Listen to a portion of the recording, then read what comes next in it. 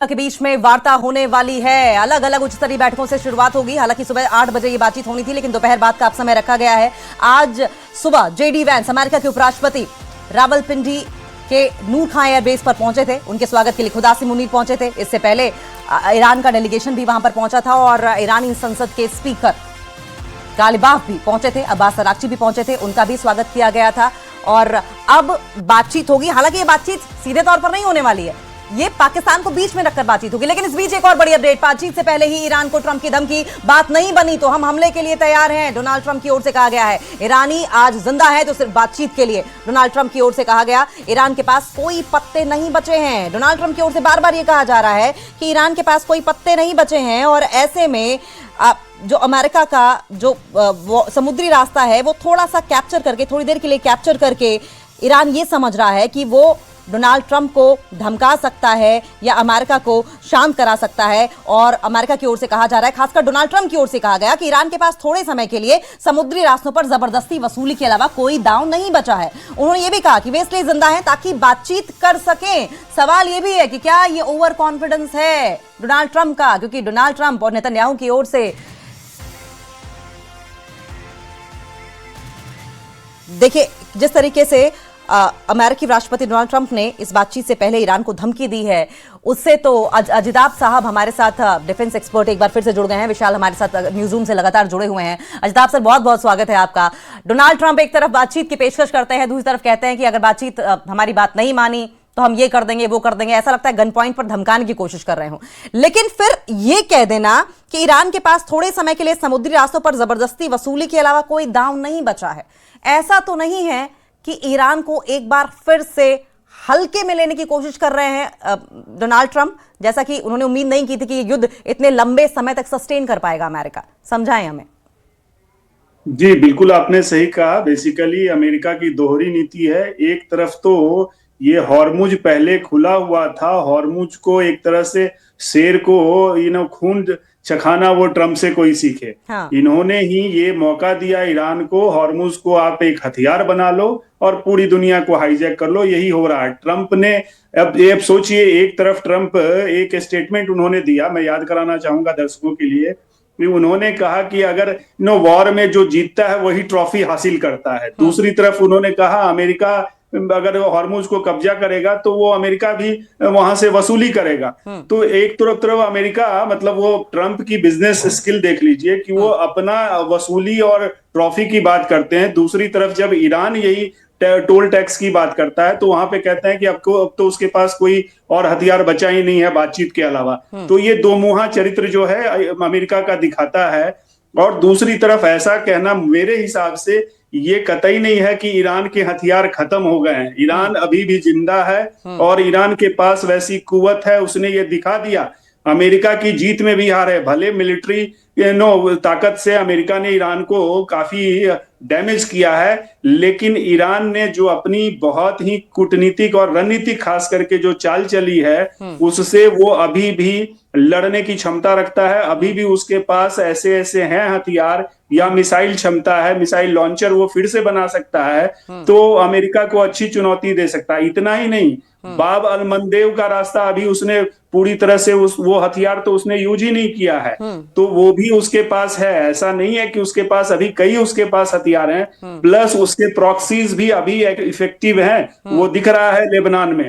तो ट्रंप को एक बेसिकली मनोवैज्ञानिक दबाव बनाने के लिए ये रणनीति चल रहे हैं। लेकिन प्रोफेसर अजिताभ, पाकिस्तान को लेकर ये जगह क्यों चुनी गई, इसको लेकर सवाल बहुत सारे खड़े हो गए हैं सर, हमें समझाएं। देखिए, पाकिस्तान के केस में मैं बताना चाहूंगा दो तीन यहाँ पे पॉइंट्स हैं। एक तो पाकिस्तान की जो ज्योग्राफी है, जो वहाँ का पॉपुलेशन है, चूंकि सिया समुदाय पाकिस्तान में दुनिया का दूसरा सबसे बड़ा समुदाय है, तो पाकिस्तान को, और तीसरा वहाँ के बॉर्डर जो है, लगभग 900 किलोमीटर लंबा बॉर्डर ईरान पाकिस्तान का मिलता है। पाकिस्तान के अभी फील्ड मार्शल ने एक स्टेटमेंट दे दिया था जो सिया समुदाय के अगेंस्ट था। उन्होंने कह दिया कि सिया समुदाय अगर जिसको ईरान अच्छा लगता है तो वो ईरान चला जाए। तो ये सारे जो इंटरनल डोमेस्टिक पाकिस्तान के पुल्स एंड प्रेशर हैं, उसकी वजह से पाकिस्तान को आना पड़ा।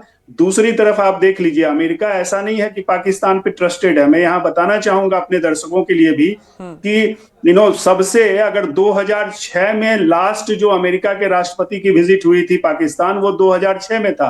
और वाइस प्रेसिडेंट की अगर विजिट कहीं देखी जाए तो वो 2011 में था। और ये 2011 के बाद से पहली बार 15 साल में अमेरिका का जो सीनियर मोस्ट कोई अधिकारी कहा जाए तो वो अभी पहुंच रहा है। और ये 2011 वही है जब ओसामा बिन लादेन को अमेरिका ने पाकिस्तान में घुस के मारा था, उसी 2011 में। और वो अबोताबाद का एक मिलिट्री कंपाउंड के बगल में ही वो ओसामा बिन लादेन छिप के रह रहा था। तो उस समय से इनके रिलेशन बहुत ही बिगड़ गए थे। लेकिन अब ऐसा लगता है कि एक तो अमेरिका का इंटरेस्ट, जो पाकिस्तान ने इनको सब्जबाग दिखाया है मिनरल्स का, कि रेयर अर्थ मिनरल्स हम देंगे।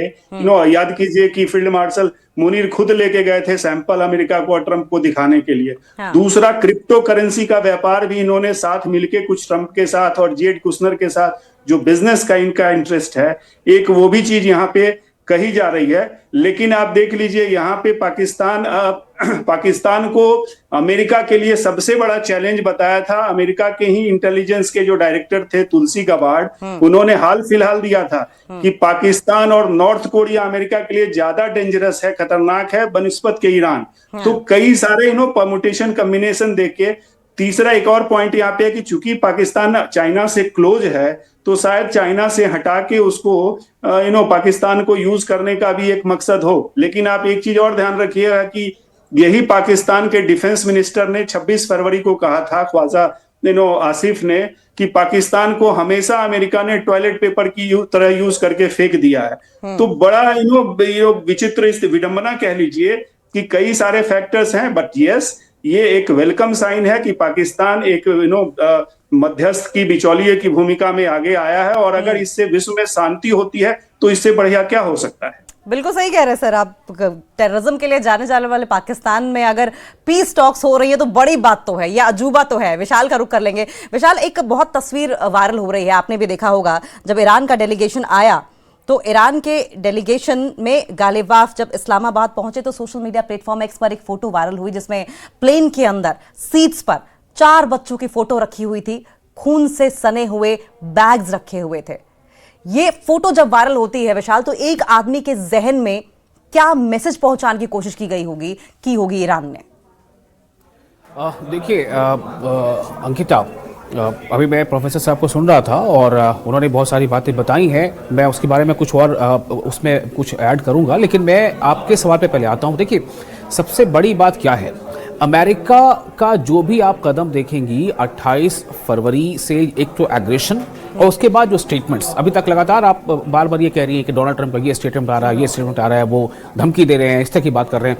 लेकिन वहीं दूसरी तरफ आप देखिए कि ईरान ने हमेशा ऐसे कदम उठाए हैं, ऐसा लग रहा है कि कोई बहुत ही मैच्योर पॉलिटिशियन, बहुत ही मैच्योर डिप्लोमेसी ईरान की तरफ से नजर आ रही है। आप देखिए, इस एग्रेशन में सबसे बड़ी बात क्या है कि हमला किसने किया?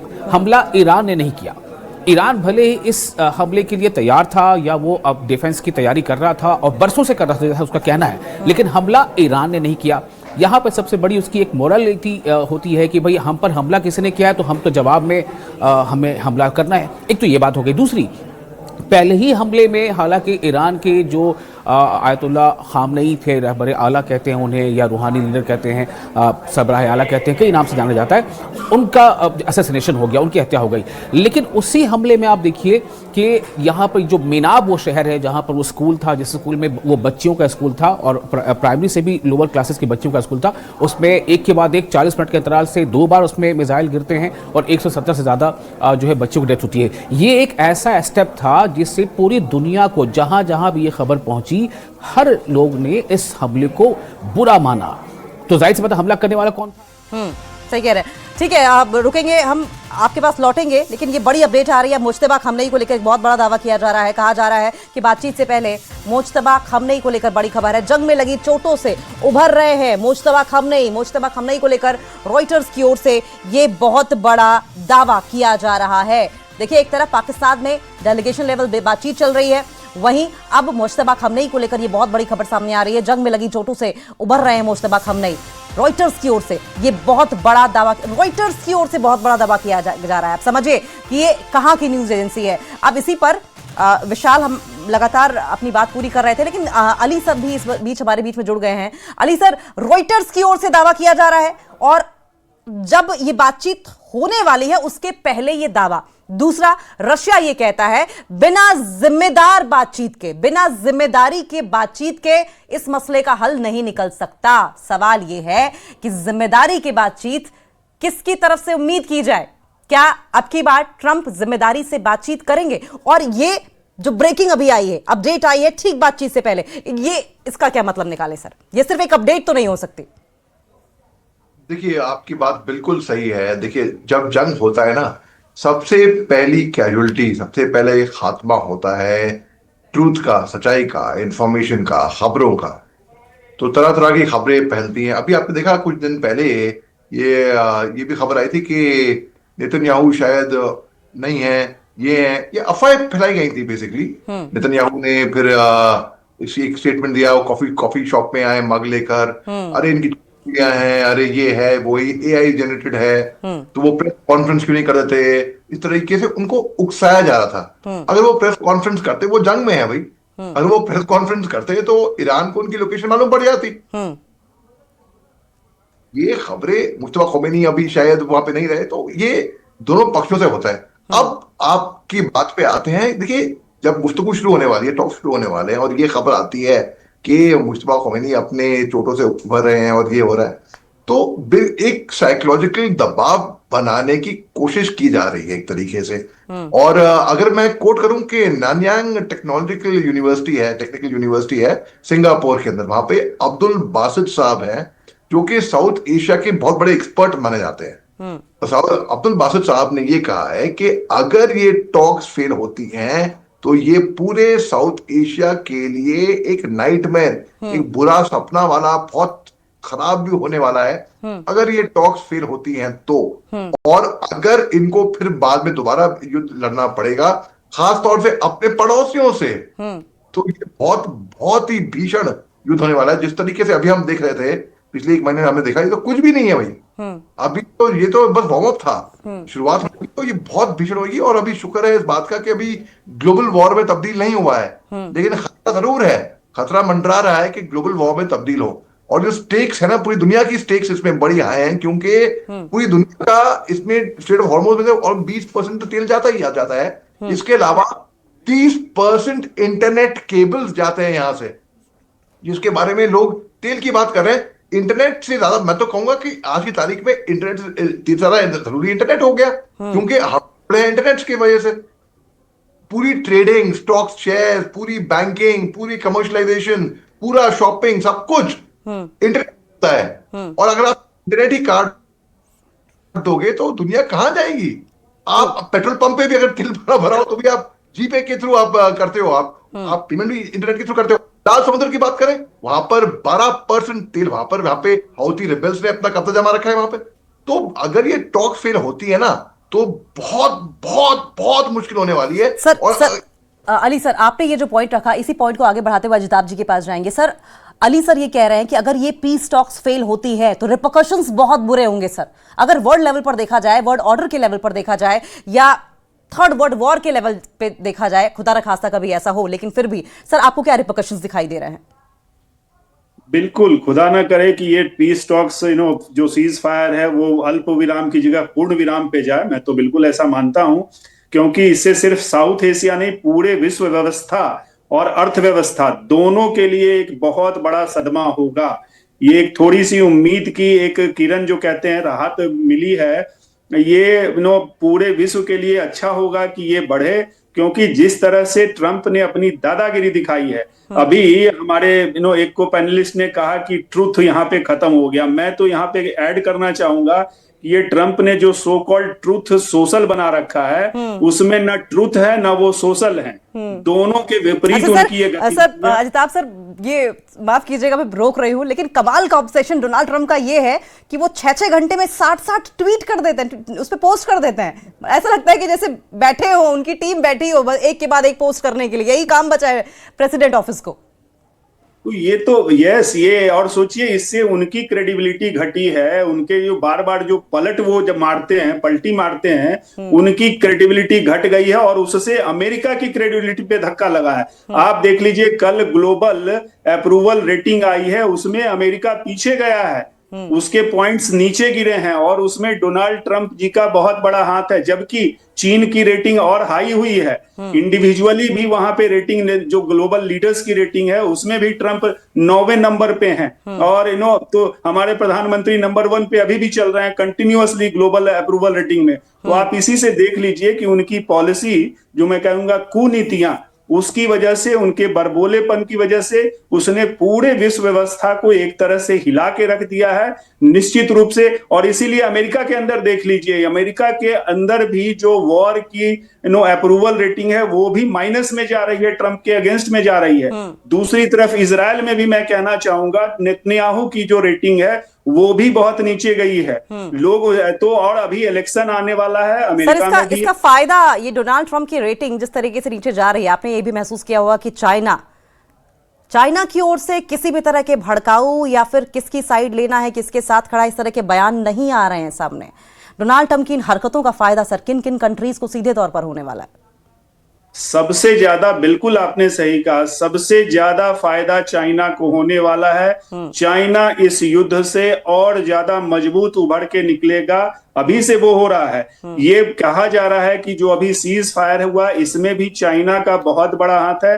अगर चाइना नहीं होता तो ये ईरान कभी भी ये इस वार्ता के लिए तैयार ही नहीं होता। तो चाइना का रोल निश्चित रूप से बहुत बड़ा है और सबसे ज्यादा फायदा चाइना को ही होने जा रहा है। उसके बाद रूस, निश्चित रूप से रूस भी उसका साझीदार रहा है। तो रूस और चाइना दोनों सबसे बड़े फायदे में दिखेंगे अमेरिका के कॉस्ट पे।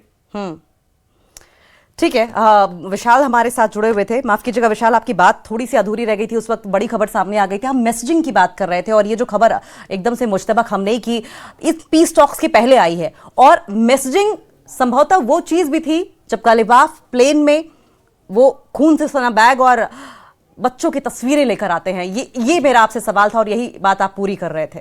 जी देखिए, पहला तो रिएक्शन इस पर यह है कि जो खबर आई है, आपने खुद नाम लिया है कि रॉयटर्स के हवाले से वो खबर है कि मुश्तबा खामनेई जो है वो उनकी तबीयत पहले से बेहतर हो रही है, वो ज़ख्मी थे। तो उस खबर को अगर हम सच मान लें तो जाहिर है कि इसका फ़ायदा किसको होगा? इसका फ़ायदा जो ईरानी डेलीगेशन है उसको होगा, उसका मोराल बूस्ट होगा कि हमारा लीडर जो है, जो हमें निर्देशित कर रहा है, जो हमें गाइड कर रहा है, वो लीडर हमारा वो बेटर हो रहा है। अगर इस खबर को मानते हैं सच, तो इस खबर का मतलब असर तो ये होने जा रहा है। दूसरा एक मोरल जो है अपलिफ्टमेंट न सिर्फ ये कि इस ईरानी डेलीगेशन का होने वाला है, बल्कि जो पूरी ईरानी नेशन है, जिससे लगभग 1 महीने के इस जंग के दौरान एक कौम या एक नेशन किस तरह से फाइट करता है, वो आपको याद होगा कि किस तरह से जब ये डोनाल्ड ट्रंप की धमकी आई थी कि वो जो दिन होगा मंगलवार के बाद, वो दिन होगा ब्रिज डे और प्लांट डे, मतलब ये था। तो उस जितने भी न्यूक्लियर प्लांट उसके आसपास तमाम लोगों ने ह्यूमन चिन्ह बना लिया था, तो वहाँ पे एक नेशनल कैरेक्टर दिखा था। तो उन तमाम चीज़ों को एक बूस्ट मिलता है। दूसरा, अभी जो बात बार बार हो रही थी कि ये जो डेस्टिनेशन क्यों फाइनल किया गया है पाकिस्तान का, देखिए इसमें सबसे बड़ी बात क्या है ना कि आपको याद था कि अभी डोनाल्ड ट्रंप का चाइना दौरा होने वाला था, कि वो दौरा एक्सटेंड हुआ और फिर डोनाल्ड ट्रंप जो है वो चाइना का दौरा करने वाले हैं, बीजिंग का, वो अगले महीने दौरा होगा। एक तो ये बात हो गई, तो वो एक्सटेंड ही क्यों हुआ, अब अगले महीने होगा। अच्छा, ये सबको पता है कि पाकिस्तान ने, नो डाउट पाकिस्तान बदनाम है, सब कुछ है वहाँ पर, जो आतंकवाद को समर्थन देता रहता है और वहाँ पर चीज़ें होती हैं, लेकिन पाकिस्तान ने ना इन दो ताकतों के बीच, एक तरफ चाइना और दूसरी तरफ अमेरिका, उसके बीच पाकिस्तान की डिप्लोमेसी ना वो थोड़ी रिमार्केबल है, ठीक है।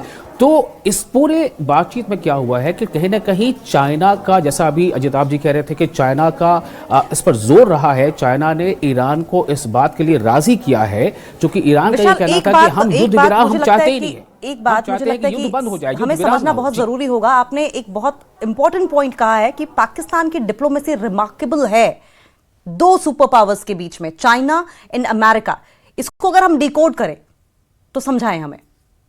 बिल्कुल। देखिए, इसका मतलब सीधे तौर पे ये होता है कहीं ना कहीं कि अमेरिका भी, आपने अभी जो अजिताज भी जिक्र कर रहे थे कि देखिए आप जो फील्ड मार्शल आसिम मुनीर हैं उनको दो बार डोनाल्ड ट्रंप जो है अपने पास बुलाते हैं, साथ में डिनर करते हैं, तो ये अमेरिका को पता है कि अगर चाइना पर नज़र रखनी है या चाइना को लेकर के हमें बहुत सारी इंफॉर्मेशन रखनी है, तो कौन सबसे ज़्यादा बेटर दे सकता है? वो पाकिस्तान है।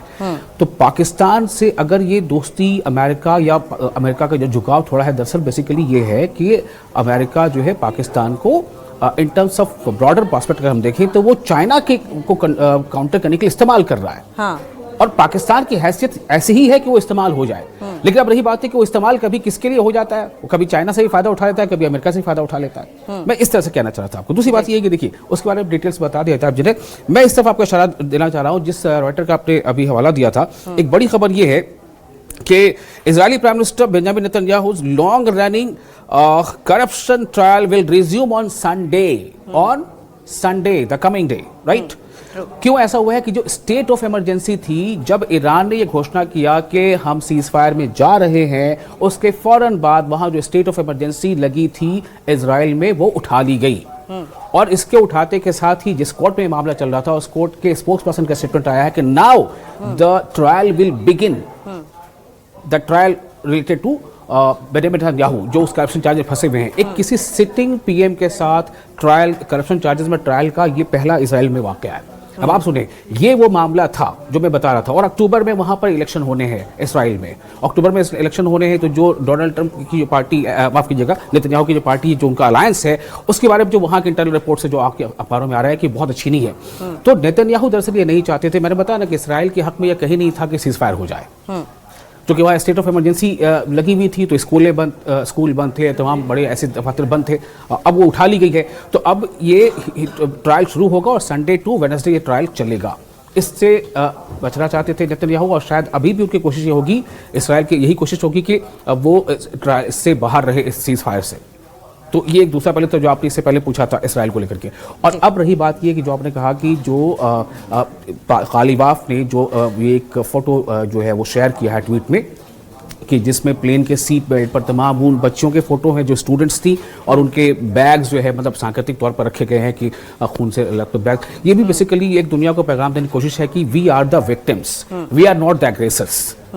तो ताकि जो वर्ल्ड सिंपैथी है वो भी जाए। देखिए, मैंने आपको बताया ना कि अमेरिका में 90 लाख के लोगों का सड़कों पर आ जाना ये बहुत कम ही होता है। बहुत लंबे अरसे के बाद इतनी बड़ी तादाद में लोग सड़कों पे आ गए थे, और 50 स्टेट्स में अमेरिका के लोगों ने नो किंग्स, उसमें कई चीज़ें शामिल थी जो वेनेजुएला के प्रेसिडेंट के साथ किया था अमेरिका ने। जाहिर सी बात है कि उसको भी किसी आम लोगों ने उसको लाइक नहीं किया था। तो इतना ज़्यादा प्रेशर था अमेरिका के ऊपर कि अमेरिका यानी डोनाल्ड ट्रंप कहीं ना कहीं ये चाहते थे कि ये जो है बातचीत हो, सीज फायर की बातचीत हो। और पाकिस्तान को बेसिकली आप यूज समझिए, पाकिस्तान ने कोई ऐसा नहीं है कि उसकी ताकत इतनी बड़ी होगी कि वो बुला ले कि भाई आइए, बल्कि पाकिस्तान को बहुत सारी रिपोर्ट्स आ रही है कि पाकिस्तान को अमेरिका से कहा गया कि यू स्टार्ट दिस। यस। लेकिन सबसे बड़ी बात तो ये